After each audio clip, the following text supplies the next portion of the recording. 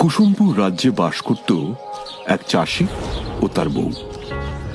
তাদের ছিল অষ্টাদশী এক কন্যা রুমকি আর ছোট ছেলে কমল। একদিন চাষি ও তার বউ মাঠে কাজ করছিল। হঠাৎ সেখানে একটা বাঘ এসে তাদের উপর হামলা করে। দুজনেই প্রাণ হারায়। মা বাবা মারা যাওয়ার পর রুমকি ও কমল অনাথ হয়ে পড়ল। ভাই বোনের মধ্যে রুমকি ছিল বড় আর কমল ছিল ছোট, তাই সংসারের দায়িত্ব দিদি রুমকিকে নিতে হলো। এমনি একদিন রুমকি তার ভাই কমলকে সাথে নিয়ে কাজের খোঁজে বের হলো। দিদি, আর যে হাঁটতে পারছি না, আমার খুব তেষ্টা পেয়েছে, আমি জল খাবো। এখানে কোথায় জল পাবো বলতো? দাঁড়া ভাই, দেখি সামনে কোনো কুয়ো পাই কিনা। আমি যে হাঁটতে পারছি না দিদি, আমার গলা শুকিয়ে গেছে। কোথাও কোনো কুয়ো দেখতে পেলাম না, কি করি এখন? আর একটু চল ভাই, কষ্ট করে, সামনে নিশ্চয়ই কোথাও জল পেয়ে যাব। দিদি দিদি, ওই দেখো, এটা তো ঘোড়ার পায়ের ছাপ, মাটিতে বসে গেছে, ওর মধ্যে জল। না না ভাই, ওই জল খাস না, তাহলে ঘোড়ার বাচ্চা হয়ে যাবি। আমি তো আর থাকতে পারছি না, কিছু একটা করো না দিদি। এ কি ভাই, মাটিতে বসে পড়লে যে? আর একটু চল ভাই, দেখবি সামনে ঠিক জল পেয়ে যাব।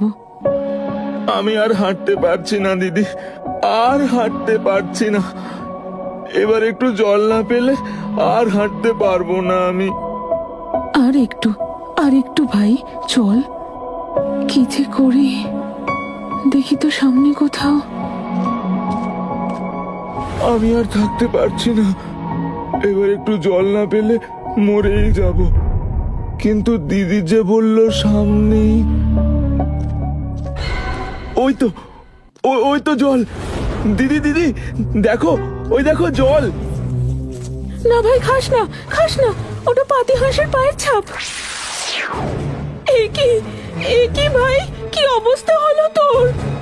বারবার বারণ করলাম, খাস না ওই জল, শুনলি না আমার কথা, এখন কি হবে? দিদি দিদি, তুই ঠিক বলেছিলিস, দেখ, ওই জল খেয়ে আমি পাতি হাঁস হয়ে গেছি।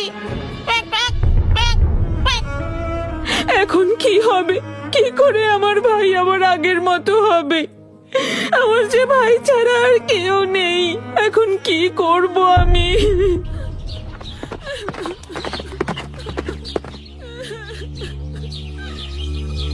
মনে হলো যেন কারোর কান্নার আওয়াজ শুনতে পেলাম, কিন্তু কে কাঁদছে? এটা তো একটা মেয়ের গলা। এই জনমানবহীন জায়গায় কোনো মেয়ে বিপদে পড়লো না তো? যাই তো, একটু সামনে গিয়ে দেখি। এই যে মেয়ে, কি হয়েছে তোমার? এখানে বসে কাঁদছো কেন? এই দেখো না, আমার ভাই পাতি হাঁস হয়ে গেছে। মানে এ তোমার ভাই? হ্যাঁ, আমার ভাই কমল। কিন্তু এই অবস্থা হলো কেমন করে?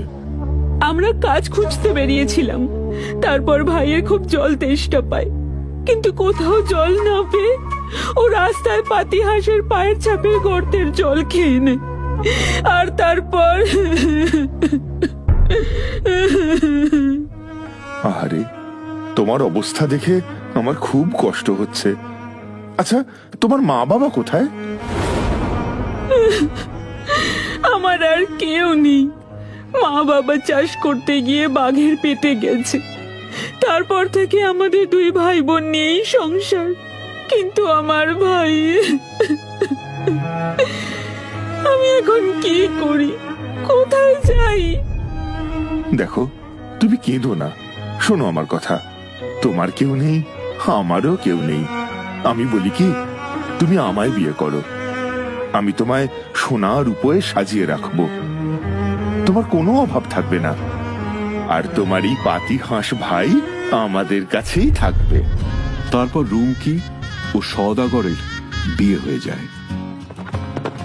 বিয়ে করে সওদাগর রুমকি ও তার পাতিহাঁস ভাইকে নিজের বাড়িতে নিয়ে আসে। সে এক বিরাট অট্টালিকা, এক গুচ্ছ কাজের লোকে ভর্তি। এই হলো আমার বাড়ি, আজ থেকে তোমাদেরও। চলো ভিতরে যাই। এরপর থেকে ওরা সুখে শান্তিতে ঘর করতে থাকে। কমলও থাকে দিদির সাথে, কিন্তু পাতিহাঁস হয়ে হঠাৎ একদিন ওদের সুখের সংসারে এলো বিপদ। সওদাগর ব্যবসার কাজে পাশের নগরে যায়। ঠিক সেই সময় ওদের বাড়ির সামনে এসে উপস্থিত হয় এক ডাইনি। সে তার জাদু বলে গরিব ব্রাহ্মণী রূপ নিয়ে রুমকিকে ঘরের বাইরে ডাক দেয়। কে আছো বাছা, আমায় দুটি অন্ন দাও। দুদিন ধরে আমি কিচ্ছু খাইনি, খুব খিদে পেয়েছে। কে কে ডাকছো বাইরে? মা, মা গো, আমায় দুটো অন্ন দাও মা। দুদিন ধরে আমি কিচ্ছু খাইনি, বড্ড খিদে পেয়েছে মা। মা গো। আহারে, না খেয়ে একদম শুকিয়ে গেছো। এসো, ঘরে এসো। এই, কোথায় আছিস? আমার ঘরে খাবার দিয়ে যা তো।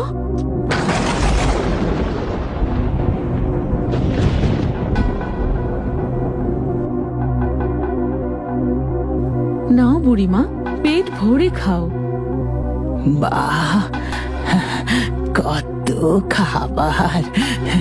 কতদিন এমন সুস্বাদু খাবার চোখে দেখিনি।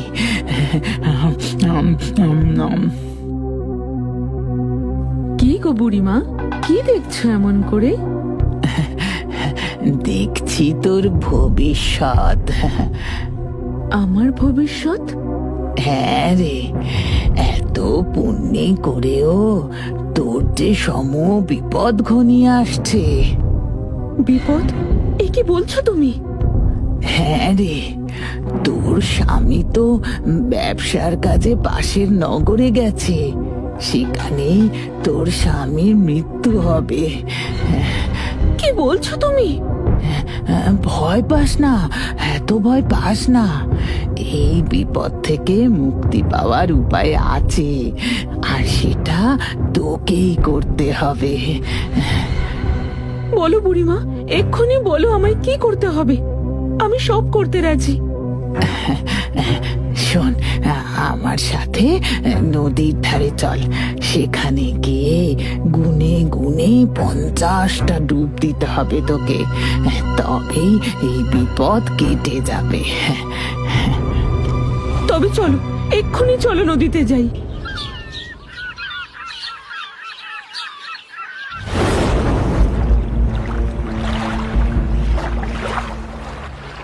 মনে আছে তো কি করতে হবে? এক জায়গায় দাঁড়িয়ে তোকে 50 বার ডুব দিতে হবে। আচ্ছা ঠিক আছে। নে, শুরু কর। রুমকি জলের তলায় ছটফট করতে লাগলো। সে অনেক চেষ্টা করেও ওপরে উঠতে পারল না। ওদিকে ডাইনি রুমকির রূপ নিয়ে সওদাগরের বাড়িতে থাকতে শুরু করলো। সেই ডাইনি কমলকে রুমকির মতন ভালোবাসত না। ঝড় বৃষ্টিতেও বাইরে বার করে রাখত। বাড়ির চাকরদের সাথেও খারাপ ব্যবহার করত।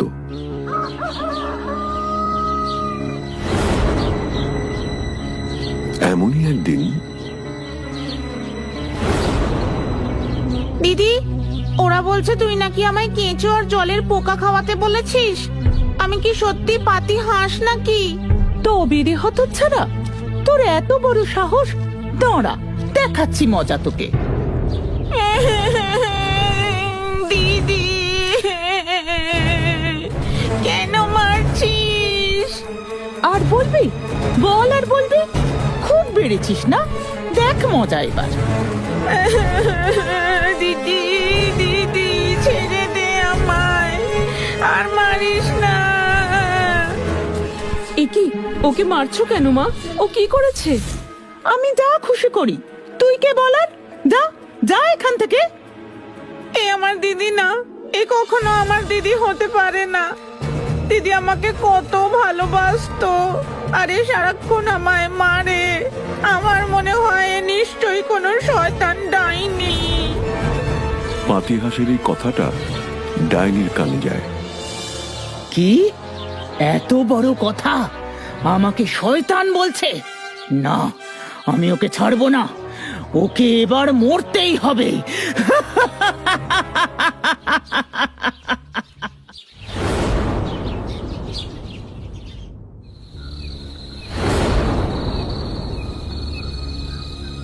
হ্যাঁ গো, শোনো না, বলো, কি বলবে?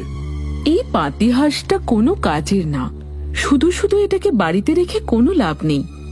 তার থেকে বরং ভালো এটাকে মেরে ফেলি। সে কি কথা? ও যে তোমার ভাই। ধুর না, আসলে আমার কোনো ভাই ছিল না, তাই ওই পাতিহাঁসকে আমি ভাইয়ের মতো ভালোবাসতাম। ও, এই ব্যাপার। সে না হয় বুঝলাম, কিন্তু এখন কোনো কাজে লাগে না বলে একে মেরে ফেলার তো কোনো মানে হয় না। তার থেকে বরং যতদিন বাঁচে বাঁচুক না, বয়স হলে তো এমনিতেই মরে যাবে। ঠিক আছে, তুমি যা বলছো তাই হবে। এ যাত্রায় বাছা ধন, তুমি ছাড়া পেয়ে গেলে। তবে বেশি দিন বাঁচিয়ে রাখা ঠিক হবে না, না হলে আমি ধরা পড়ে যাব আর আমার সুখের দিন শেষ হয়ে যাবে। না না, যে কোনো উপায়ে ওকে মারতেই হবে। এ কি, এতটুকু দুধ দিয়েছো কেন? কি আর করব, তোমায় তো আগেই বলেছিলাম পাতিহাঁসটা বয়স বাড়ার সঙ্গে সঙ্গে ও খুব শয়তান হয়ে গেছে।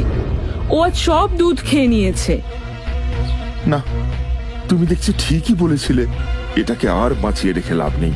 দাঁড়াও তো, কালই একটা ব্যবস্থা করছি। দিদি দিদি দিদি, তুই আমাকে মেরে ফেলতে চাইছিস কেন? আমি তোর দিদি হতে যাব কেন রে পাতিহাঁস কোথাকার? আমি হলাম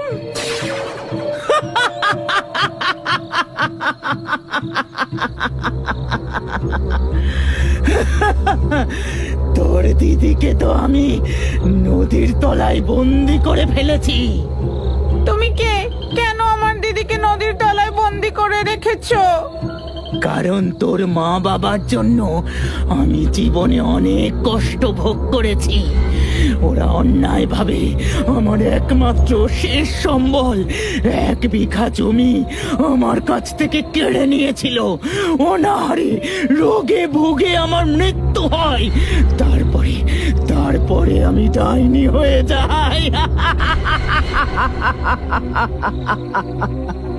আমার মা বাবা তোমার জমি কেড়ে নেয়নি।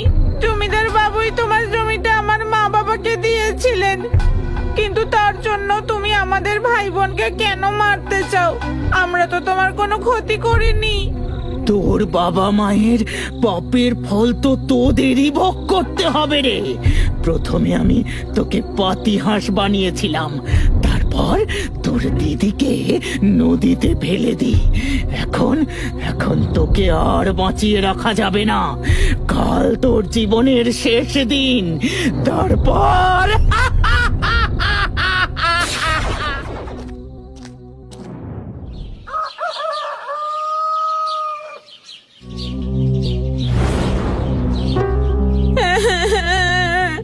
মরার আগে আমার শেষ ইচ্ছেটা পূরণ করবেন?